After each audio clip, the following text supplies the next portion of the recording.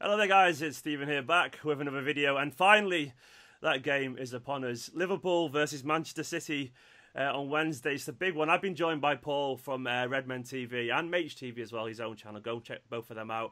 Paul, how are you doing, mate? Yeah, I am really nervous, really nervous. This game is all I've been able to think about since the draw. I can't believe I've managed to get through we've had two games of football and an international break, which I could not have cared less about anyway, Oh, let God, alone no. when you've got this looming on the horizon. Well, you didn't want to watch Tarkowski's debut for England? You weren't bothered? Swerve that, believe it or not. No, Yeah, it's strange, isn't yeah. it? Put up the bake-off though, so it's fine. There we go. Yeah, it's a big game, isn't it? It's a huge game. I've seen a lot of people subconsciously almost calling it a semi-final because it feels that far already. I think people keep forgetting, and not it's only a quarter-final. So, do you think it's fair in general that people say that Liverpool tend to raise a game against City? I mean, you look at the United game where you were pretty dire against, which was, and then it feels like watching two different teams. Why do you think that is? Do you think it's a fair observation, or? Yeah, you know what it is? I think it's just Klopp's got a big thing about dragging teams down to if you're not the best team in the world. I think he said it in his unveiling press conference. He likes to drag them down to our level and kill them there. Yeah. And I think City are more primed for that than a Man United, for example, because I think Man United kind of do the same. Man United don't allow themselves to be dragged down because it's hard to drag a team down that doesn't want the ball, whereas Man City do want the ball. And I remember 13-14, Anfield was an absolute cauldron in that season because we were jeering and hissing and booing because you guys had the ball.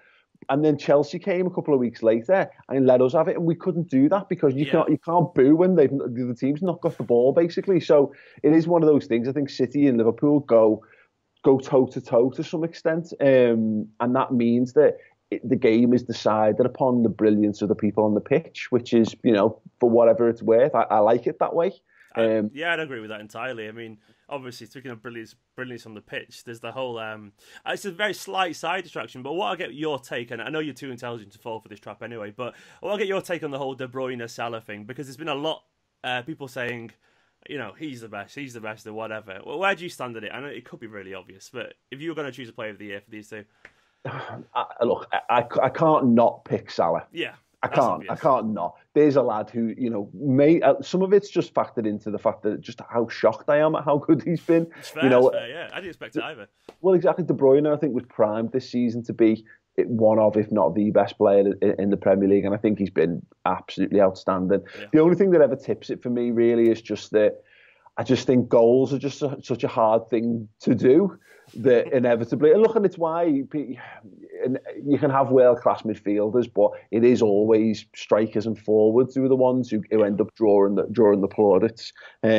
So just in terms of his goal return, and to be fair, Salah's assist return's not too far behind De Bruyne either. So I look in an ideal world, a team with both of them in would be absolutely unstoppable. But look, if De Bruyne wins it, I wouldn't be grabbing my pitchfork and taking. That's how I feel as well. Okay, obviously I want De Bruyne to win from a City perspective because when you watch your own players week in week out, you're drawn to them. But I'm not bothered if Salah wins either because he's phenomenal, isn't it? But I guess going back to the game anyway.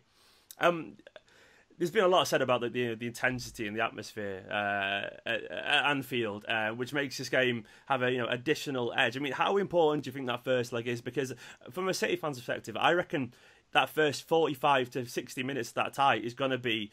I feel like Liverpool are going to come out like a bat out of hell and come right at us. And as a City fan, I'm thinking if we can control you a little bit and restrain you, then that early kind of anxiety will kind of flood away for us. But how important is it going to be the first leg for you?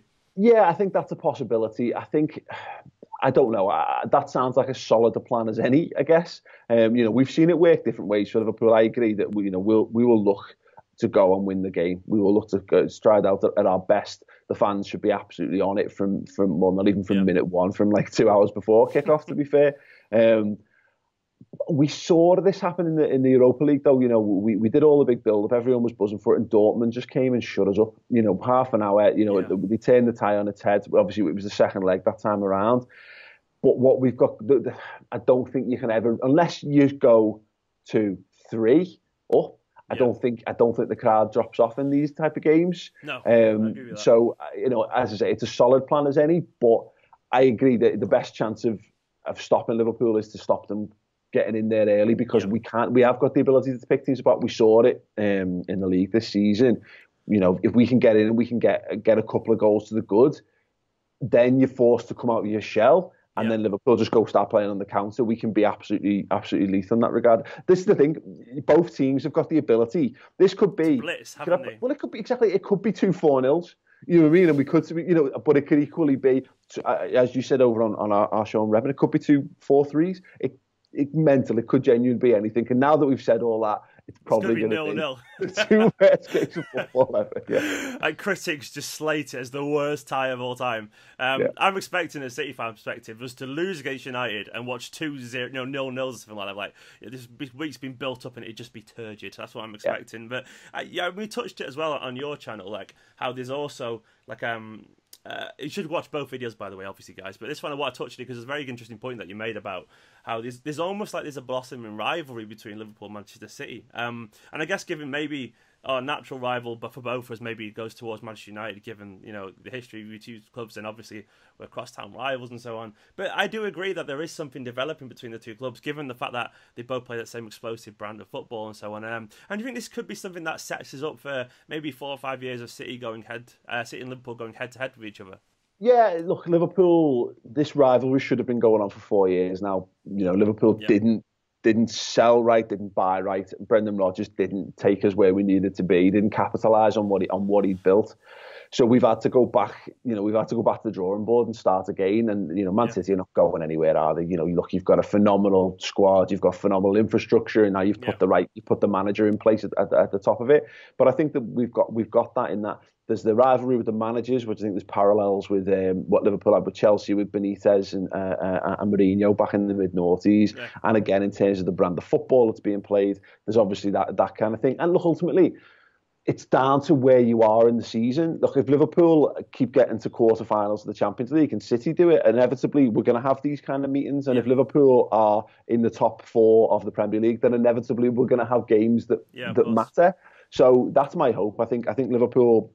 I've said this a lot, and there've been a lot of false dawns for us in the last 30 years, but I do feel as though we've got foundations now such that it wouldn't shock me to see us have a spell where City win a title, maybe Liverpool win a title, and we continue a rivalry in Europe as well. As long as United drop out of the top 4, I'll be happy with that, to be honest. Yes, yeah, that's all a common enemy. That'd be amazing. And the big question, how do you see the two sides going then, in terms of scores and predictions and so on?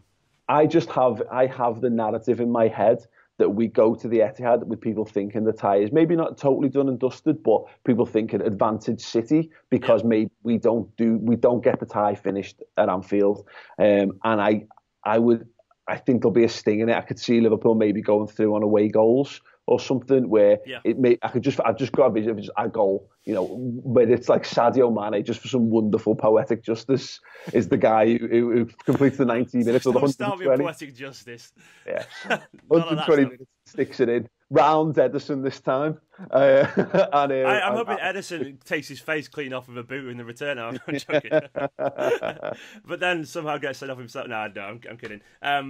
Yeah, I can see why you'd say that, actually, because it's the flip of the narrative, isn't it, really, in terms of how City will be comfortable at home, and it could be that plays into our hands. I think we'll both agree, anyway, it's going to be a really, really fascinating tie. I've not been this nervous before a cup game for a long time. I was less nervous approaching the League Cup final against Arsenal than I am for this tie for some reason.